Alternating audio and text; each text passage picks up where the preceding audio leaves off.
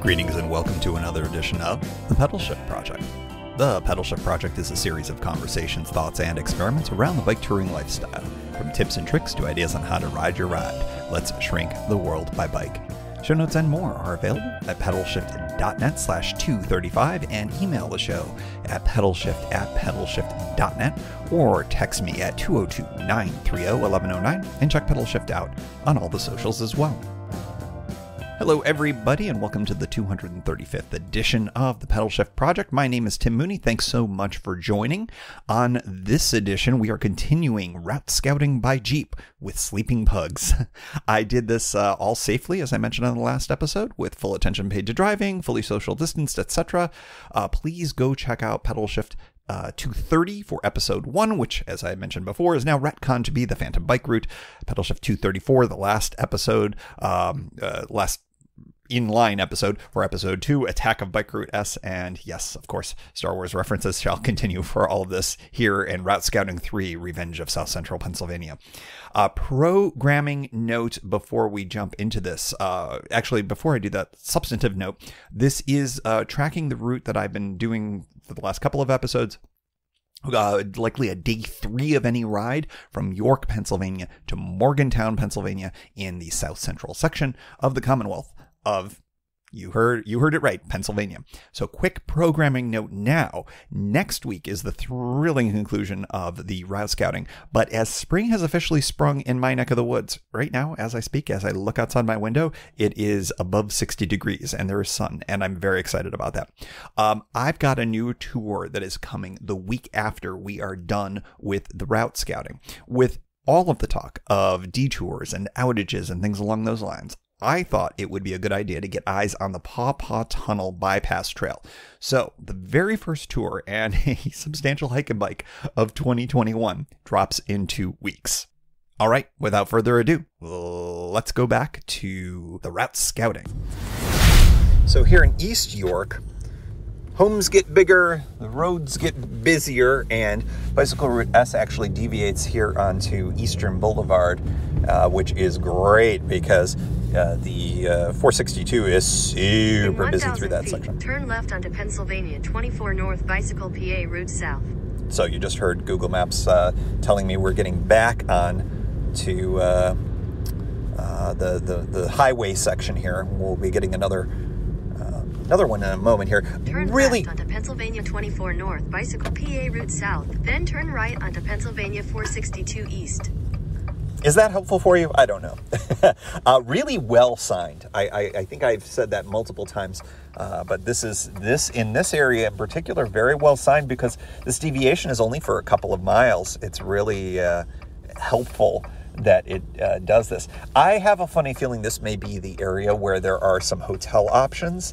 So depending on the mileage and desires, this does seem like a good possible place for the second night of lodging. Again, it's feeling more like a hotel-ish kind of a thing. Just the spacing here seems to be in the 60-mile range each day. And ends up in places where camping is just not really much of a great option. I think night 1 could be if I continued into that state forest area, but that would be a longer day. And if it turns out that this is just better as a no-camp kind of a ride, well, then that changes the gear. That changes even potentially the bike that I bring. I could bring the Brompton, and that might make things easier for a return home via transit or whatnot. So lots of different things to see here. You'll get Google in a second. Turn right onto Pennsylvania 462 East, Bicycle PA Route South. I understand that Apple Maps is going to be doing bicycle routes as well. I should check and see because that would be nice if it was included. I don't have a thing against Google Maps. I just like to have all the options possible. Of course, when I do this, I'm very likely not to be using Google Maps, although it has been quite good, except for not knowing where the outage of that road was. I do tend to like to use Ride with GPS for the topo map because I think that's really helpful. Still kind of a busy road here. I think that another example of a place where, staying in this area and having an early start to get out of town would probably be in my best interest as I make the right... Continue on Pennsylvania 462 East for 8 miles. Okay, so you won't hear from her for 8 miles, which I will turn this off long before then.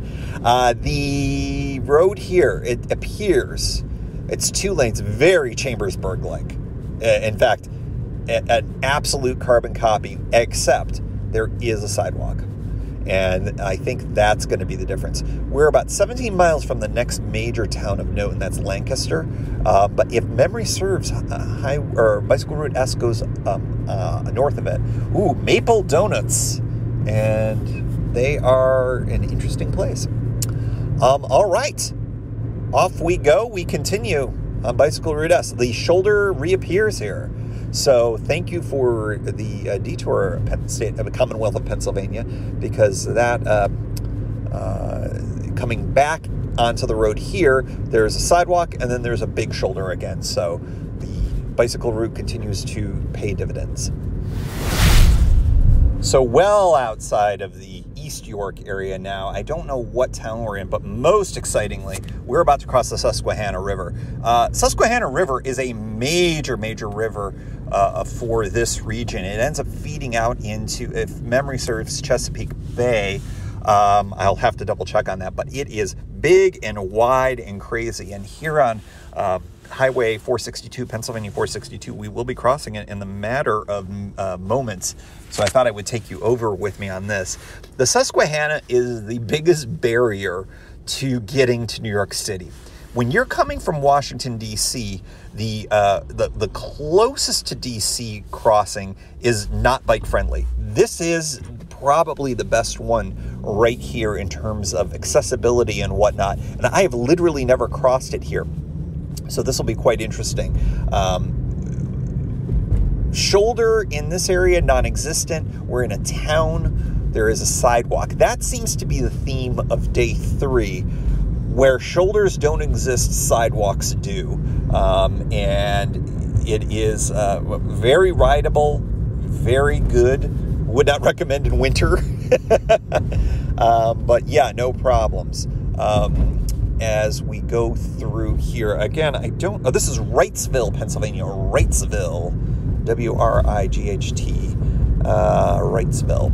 And one other thing that I'll note about this route is there's so much food and so many places to stop, particularly as we open up right to stay on Pennsylvania 462 East, Bicycle PA Route South. Okay, so you heard there. We are going to be going down a hill here, and Google may be interrupting me here. What a beautiful view. We're coming down a hill past a church. I was saying that there's tons of places to eat, basically, so you don't need to carry a lot of food. Pennsylvania 462 East, Bicycle PA Route South. Okay. Still very much on Bicycle Route PA South. I'm talking on Pennsylvania 462 East for 1.5 miles. Okay. We are entering the bridge. It is gorgeous and old and concrete. Reminds me of some of the bridges in Oregon, although there's no spans, but beautiful, almost lantern-like things. One very, very wide lane and also a wide sidewalk that is currently just heaped up with snow. So that, I got 2 options. The Susquehanna is very shallow and very wide in this part of the state. Very, very prominent river, and getting across it here is fantastic. This is very bike-friendly. Very bike-friendly, whether you take the road or you take the sidewalk, and I think I would be inclined to take the road here because the lanes are so wide. It's almost like a double wide single lane, so plenty of space to cycle on, and a straight arrow of a ride, so no problem. What a beautiful view too. This is a real highlight, I think, of early day 3. As you cross the Susquehanna into Columbia, Pennsylvania. Very industrial-looking towns, very not unlike the western Pennsylvania towns that you go through with the Gap. Kind of bygone past, but still alive and kicking. A lot of antique shops I'm seeing here, and Columbia on the banks here of the Susquehanna. And Google's going to interrupt me in a moment. So we will continue on to Bicycle Route S. In a quarter mile, turn right onto Pennsylvania 462 East, North 5th Street. See? Told you. Greetings from Lancaster, Pennsylvania. I don't know if I'm pronouncing it like a Lancasterian would, but that's how I say it. This is one interesting note between York and Lancaster is sort of one continuous set of towns, it feels like. And that could be really great. It's a few hours worth of riding, or it could be a nightmare. It could be sort of like I'm trying to make analogies in my head of prior rides because it's so, I don't want to say congested, but continuous. It feels like it could be as negative as Lincoln City in Oregon. You know how much I kind of don't really care for riding through the Lincoln City part of the Oregon coast. Or it could just be a delightful little, hey, here's a small town, here's a small town, here's a small town, here's a big town, So I do think that that's going to be a really interesting feature to day 3. It would be part of the morning, assuming I stay in York, ride through the Lancaster would be somewhere in the late morning to early afternoon, depending on how fast I'm going. A lot of bouncing back and forth between sidewalks and shoulders, I think, is how it's going to go, depending on how traffic is. But since crossing the Susquehanna, like I said, fairly dense. And again, another surprise, the bike route does go right through the downtown area of Lancaster. I believe one of the summer vacations I did with my parents, we went through Lancaster. I don't recall.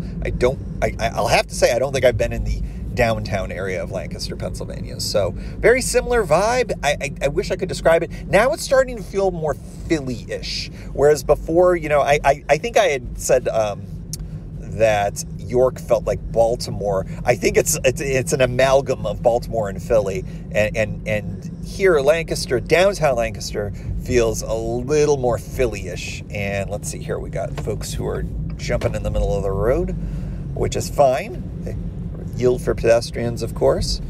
As far as a bike route, it's double laned here going through. There is a sidewalk. I probably would avoid the sidewalks and would take the lane.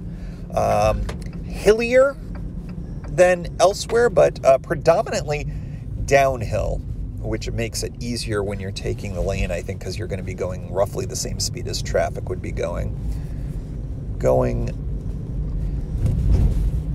past a lot of churches. If there is a Bible Belt to Pennsylvania, it is Bicycle Route S. I'm just gonna throw that out there. Lots of churches and synagogues as well. Beautiful on both counts. Let's see here. I've got somebody who will not let me through, so you can go. Okay, I'll go. Then we are moving along here. Traffic is a little trickier because of the snow choking the sides of the roads. Of course, when I do the ride, this will not be a factor. And now we are at the bottom of the hill with a McDonald's with 2 enormous McDonald's flags. And now we start an uphill section here in downtown Lancaster. So plenty of stuff, plenty of options. This would not be a place that I would... 600 feet, keep right to continue on Bicycle PA Route Southwest King Street. Make sure you get to hear our good friend Google Maps. I would say Siri, but she's not really Siri. She's the Google people. I don't think I'd end up staying here. I don't think I'd need to. The mileage doesn't fit into that. I don't think I would do an extra long day to end up here. Ooh, Tap Room Brewing Company. Keep right at the fork. Might find myself there. Oh, this feels like Continue Philadelphia. on Bicycle PA Route South for 2 miles. This is very Philadelphia right here.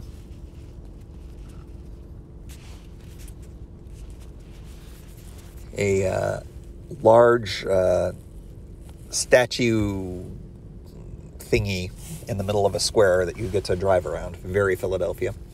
So, yes, Lancaster, Pennsylvania. where I end up staying is probably another 30 or so miles down Bicycle Route S, so we're just going to continue there till around the point where it's about 60 miles away from the river crossing into New Jersey, because I believe I would end up spending the night on the New Jersey side of that, and that might be continue on Bicycle PA Route South for 2 miles. That would certainly be the end of Bicycle Route S, and the way things are going, I think that might be what we're going to end up doing today, and then we'll leave New Jersey for another time.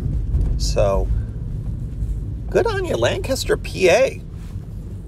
Lots of stuff here, including 18-wheelers who don't understand the concept of lanes. So you can't escape it, even in big cities. Small cities. Cities, this is a city.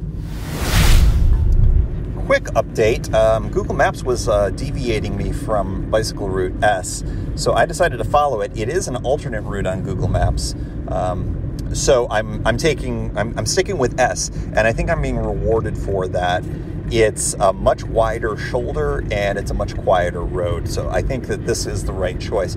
I'm finding that I can trust Pennsylvania's routing on this around. I haven't mentioned it before, but I am sort of kind of hopscotching over or under Highway 30, and most of the time in these areas, Highway 30 is just way busier and divided highway and all of that. So I do think this part of the state is definitely stick with the bicycle route when it's open. As we found, it's not always open. On West Eby Road, north of Bird in Hand and northwest of Intercourse, and we are in full-on Amish country right here, which is I'd forgotten that this part of the state very, very much Amish country. So added bonus, this is an area where there's an expectation of bicycles, so that is fantastic. This is by far the most rural road of the entire route so far. We are way off of highways, and this feels like a much more fun, much more like it kind of riding. So I'm happy about that. I have to say, I was getting to the point where I was like, is this not going to be fun? Is this too much just point A to point B and not going to be fun riding? And I think that the answer is that morning of day 3 is like, all right, let's get through this. Let's get past Lancaster and get to these farm roads. And boy, oh boy, it is rewarding. Nice big long rolling hills, beautiful farmland in areas, and it looks like this is the case. I am saddened to say I will not be going through Intercourse, Pennsylvania, because that was originally on the Google Maps, and I was excited to bring that to you, but apparently it is not part of Bicycle Route S. Intercourse is not part of my bike tour. That's the town of Intercourse. It's not part of... Okay. I'll leave now. So we found ourselves another road outage, but it appears to be not too much of a hassle to get around it here. The detour is well signed. It's mostly for motor vehicles, but since this is all backcountry stuff, I think it all works out. Much more evidence of Amish country, horseshoeing, and all sorts of other stuff. It's a fascinating part of the state, and I'm really excited to be potentially riding through this area. This is much better. Continue on South Sherp Road for half a mile. Yeah, and up here is where we'll be turning onto the road that I would have been turning on back at the other place. So detour seems to be okay. I think it's all good. All right, continuing on the adventure here, we're taking a bit of a pit stop, a little puppy break, and bio break as well, to paint a picture. So I think that what's going to happen here is we're just going to continue. Now, the one thing that I should mention about that road outage that I just went to or avoided on a detour is that it said it was closed except for local traffic. So I suspect that I could bicycle through that. So this little bit of a roundabout here, it does appear to be turning onto a kind of a busy road, but I think that once I rejoin Bicycle Route S, which should be just in a few miles here at most, I think I might find that that detour wasn't necessary. I may have to do some vehicular changes on the scouting trip, especially as we get closer to Philadelphia, because if memory serves, part of the route goes on some areas of that are bike trails, essentially. So obviously I will not be driving on those, but this is one area where the detour wasn't because of an outage that was impassable. It was because of an outage that was not open to typical regular traffic. So that's probably the case, will be something that I could handle probably no matter what. That was the nice element to all of that. All right, continuing on. Now, the interesting thing here is figuring out where lodging would happen over the course of the next 20 miles or so. So I'm looking at 60-mile days roughly, and so it's around that 60-mile point for the end of day 3 that I think would be really important to suss out, because it looks like my options are far more limited. Now, if it's a camping situation, that means camping gear for maybe just one night. So I think that as this is looking more and more like a roofed lodging kind of situation, that's something I'll need to be looking for in the course of the next 20 miles or so. One other thing that I'll mention is I think that although the Brompton could conceivably do this, I think that given some of the hills and just the profile of being on a larger bike and being higher up a little bit, I think that I would prefer to be on the full-size bike. Now, of course, that has ramifications down the New York side of things about how to get back and all of that. Lots of things to think about. We're just scouting at this point, right? Just scouting. So off we go, eastbound and down. Am I going to get an RAAA on that? Probably not with that rendition. We're on Pennsylvania 23. I'm not sure if I mentioned that. That is the new road of choice for Bike Route S. Great shoulder. Relatively reasonable speed limit. It's 40 in this area here. Still very much Mennonite and Amish country. I passed a Mennonite church. I do have to educate myself on the distinctions. I know that there is, so I should learn that since I seem to be biking through those areas so much. The interesting part about this is this would be the end of day 3. The terrain definitely gets steeper in parts. So I think what I find interesting about this is, let me see if I can get around these folks. There we go. Is how tired I could be at the end of this day, particularly, if it's a hot day, it's very, again, exposed, how that would end up feeling for me. We're also in the middle of blessed nowhere in terms of services. I shouldn't say that completely. We are going through a lot of here's a Four Corners area where there's a Turkey Hill gas station, a local restaurant called the Windmill. So it's not like there's nothing, but it's lodging that I'm most interested in at this point. And we're getting into that range where I think if I see a hotel, I'm going to want to make sure to mark that one down, because that would likely be my lodging of choice. Now, interesting, we're coming up on a junction with an interstate, 176. That bodes well, because junctions with interstates tend to come with hotels. So come with me, won't you, as we pass by the Master Baths Inc., which looks like an old motel that is no longer an old motel. So that's a bummer. There's a Pizza Hut. Wonderful for pizza, not for lodging. They would probably frown on me sleeping there. So, and there is a town up ahead. So, if not here, perhaps down the road, we're definitely in that place. As I mentioned, though, very steep downhill compared to what I've had, and then a higher percentage grade uphill. So lots of these rollers have gone to the more kind of traditional uphill, downhill that is so common in this area. This is the village of Morgantown, according to the sign there, and we're 3 miles from another town called Elverson, which was another opportunity, I think, for a potential hotel. So hoping to find something here as we transition from day 3, which would be a very interesting day, to day 4. And bam, there it is, the Red Carpet Inn and Suites, and it looks like that there's a few other options here as well.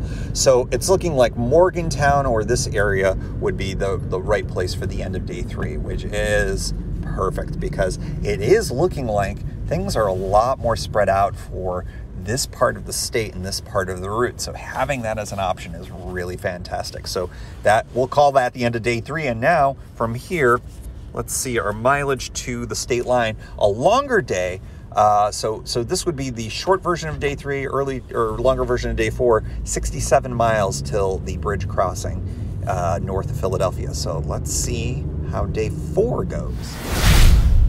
And as always, we like to close out the show with a special shout out to the Pedalshift Society. Because of support from listeners like you, Pedalshift is a weekly bicycle touring podcast with a global community, expanding into live shows and covering new tours. If you like what you hear, you can support the show for $5, $2, or even $1 a month. And there's one-shot and annual options. If you're not into the small monthly thing, check it all out at pedalshift.net/society. On to the society. Kimberly Wilson, Caleb Jenkinson, Cameron Lean, Andrew McGregor, Michael Hart, Keith Nagel, Brock Dittus, Thomas Skadow, Marco Lowe, Terrence Manson, Harry Telgadis, Chris Barron, Mark Van Ram, Brad Hipwell, Mr. T, Nathan Poulton, Stephen Dickerson, Vince LaGreco, Cody Florchinger, Tom Beninati, Greg Braithwaite, Sandy Pizzio, Jeff Muster, Seth Pollock, Joseph Quinn, Byron Patterson, Joachim Robber, Ray Jackson, Jeff Fry, Kenny Mikey, Lisa Hart, John Denkler, Steve Henkel, Miguel Quinones,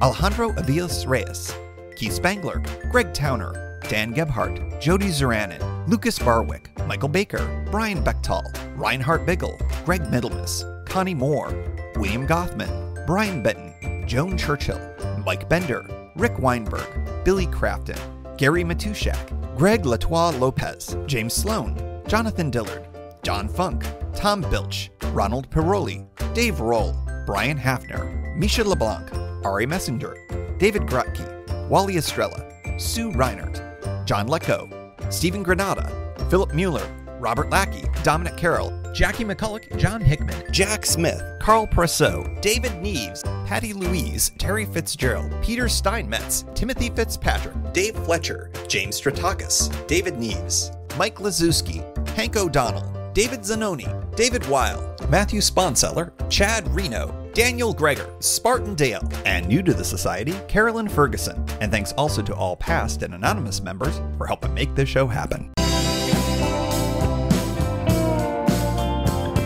Thank you for joining. You can find Pedalshift at pedalshift.net for more great bicycle touring content.